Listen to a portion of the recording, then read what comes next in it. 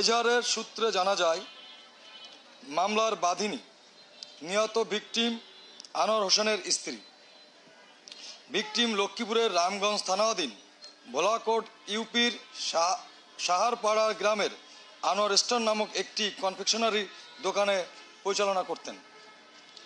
দোকান পরিচালনাকালে এজাহার নামীয় ১ নম্বর আসামি ইউসুফ আলী ভিকটিমের দোকান থেকে বাকিতে মালামাল ক্রয় করতেন এবং বাকি টাকা চাইলে সে ভিকটিমের সাথে খারাপ আচরণ করতেন।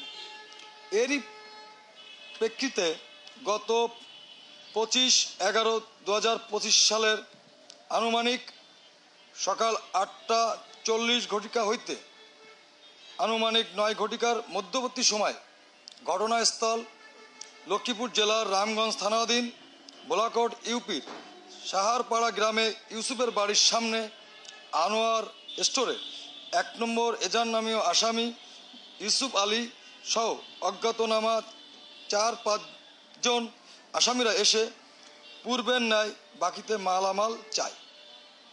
ভিকটিম বাকিতে মালামাল দিতে অস্বীকৃতি জানায় এবং পূর্বের বাকি টাকা চাইলে আসামিদের সাথে ভিকটিমের তর্ক বিতর্ক শুরু হয়। এক পর্যায়ে আসামিরা ভিকটিমের বুকে, পেটে এবং মুখে ধারালো অস্ত্র দিয়ে কুপিয়ে জখম করেন।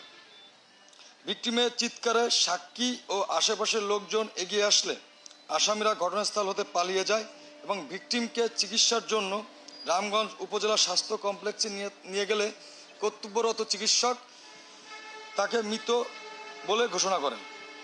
পরবর্তীতে রামগঞ্জ থানা পুলিশ এসে ভিকটিমের লাশের স্রোতহাল রিপোর্ট প্রস্তুত করত ময়না তদন্তের জন্য লক্ষ্মীপুর সদর হাসপাতালে প্রেরণ করেন।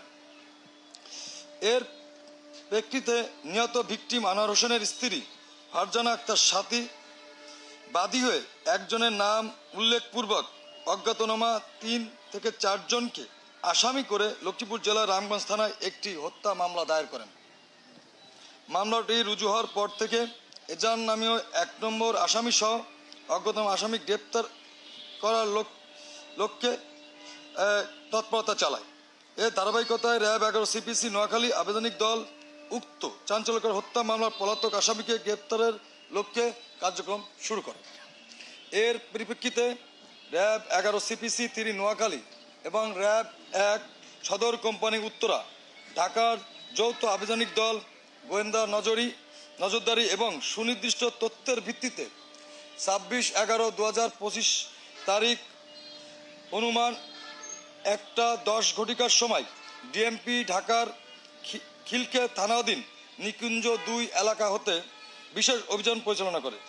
উক্ত অভিযানে বর্ণিত সময় এবং স্থান হতে লক্ষ্মীপুর জেলার রামগঞ্জ থানাধীন ভোলাকোট ইউনিয়নের সাহারপাড়া গ্রামের কনফেকশনারি ব্যবসায়ী আনোয়ার হোসেনকে তার নিজ দোকানে ঢুকে কুপিয়ে চাঞ্চল্যকর ঘটনার হত্যা সংক্রান্ত এজাহার নামে 1 নম্বর আসামি ইউসুফ আলীকে পিতা মৃত এরশাদ হোসেন সাহারপাড়া মাইজের বাড়ি 5 নং ওয়ার্ড 9 নং ভোলাকোট ইউপি থানা রামগঞ্জ জেলা লক্ষ্মীপুরকে গ্রেপ্তার করতে সক্ষম হয়।